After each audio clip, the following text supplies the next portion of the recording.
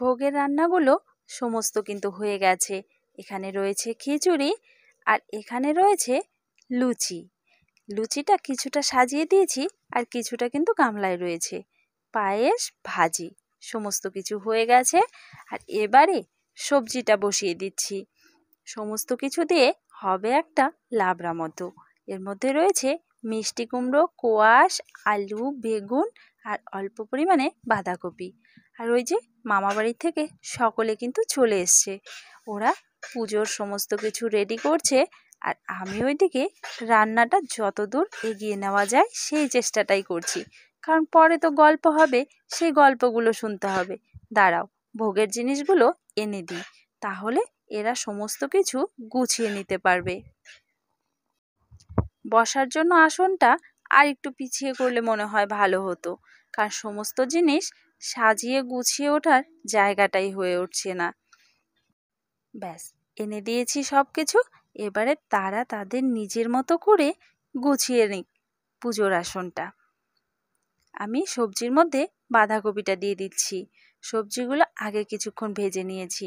চলে এসেছে দাদার রান্না করতে, মানে খিচুড়ি রান্না করতে। আমার কাজ সমাপ্ত হয়ে গেছে। এবারে আমি একটু রেডি হয়ে নেব। পুজো কিন্তু শুরু হয়ে গেছে আর সকলে বসে গল্প শুনছে। তবে সবাইকে বলা হয়নি, এই আশেপাশের কয়েকজনকে বলা হয়েছিল, কিন্তু রাত হয়ে গেছে তো সকলে আসতে পারেনি।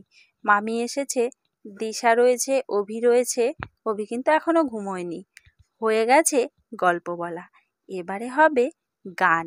সুন্দর করে নাকি এরা গান করে। আমি কিন্তু শোনার জন্য অপেক্ষা করে রয়েছি। আর এই রকমভাবে গল্প আর গানের মাধ্যমে কিন্তু পুজোটা করা হয়। তবে ওই যে বললাম, পুরোহিত দিয়েও করা যায় পুজোটা, কিন্তু গ্রামাঞ্চলে এই রকমভাবেই কিন্তু বেশিরভাগ মানুষ করে। আর মামাবাড়ির ওইদিকে সবসময় এরকমভাবেই হয়।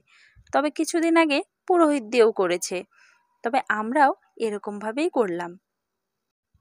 মায়ের সুতো সকলে হাতে বেঁধে নিচ্ছে। এই সুতো সাথে থাকলে নাকি মা সকলকে বিপদ আপদ থেকে রক্ষা করেন। তবে তো আর কি, সুতো তো বাঁধতেই হবে, তাই না বলো? সকলের বাঁধা হয়ে গেছে। যারা বাকি রয়েছে তাদেরকে আমি দিয়ে দিচ্ছি। তবে সুতো অনেকটা পরিমাণে আনা হয়েছে, রেখে দেবো ঘরে। যে যে নেবে পরেও কিন্তু সকলকে দিয়ে দেব। ওই যে দেখো, আমার আবির ভাইও কিন্তু এখনো ঘুমোয়নি, সুতো বাঁধবে বলে হাতটা এগিয়ে দিচ্ছে। লাল আর হলুদ সুতো আনা হয়েছে, যার যেটা পছন্দ তাকে সেটাই বেঁধে দেওয়া যাবে। এইরকম লাল গুটি দুটো আনা হয়েছে। দাদা আগেই বলেছে সুতোটা বেশি করে আনবি, কারণ এই সুতোটা যে শোনে সেই কিন্তু বলে যে আমাকে একটু দিও। সেরকম জন্যই অনেকটা আনা হয়েছে। এতটা পরিমাণ তো লাগবে না, ঘরে যত্ন করে রেখে দেব। আর মায়ের আসনটা সুন্দরভাবে কিন্তু সাজানো হয়েছে 13 রকমের ফুল দিয়ে। এর মধ্যে একটা দুটো করে অনেক রকম ফুল কিন্তু রয়েছে।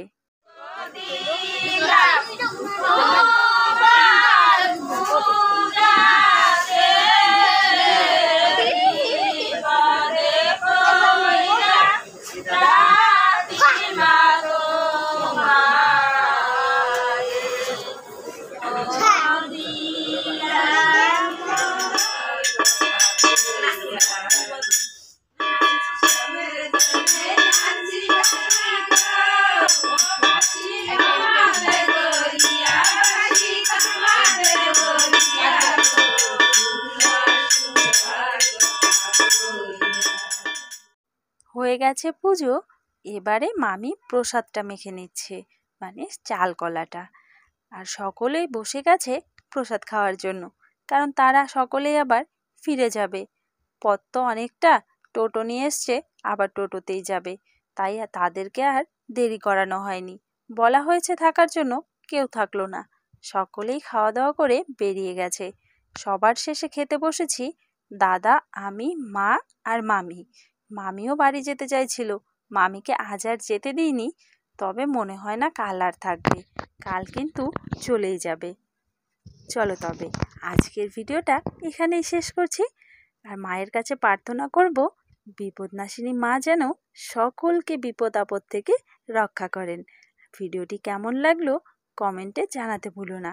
যদি ভালো লাগে একটা লাইক করে দিও।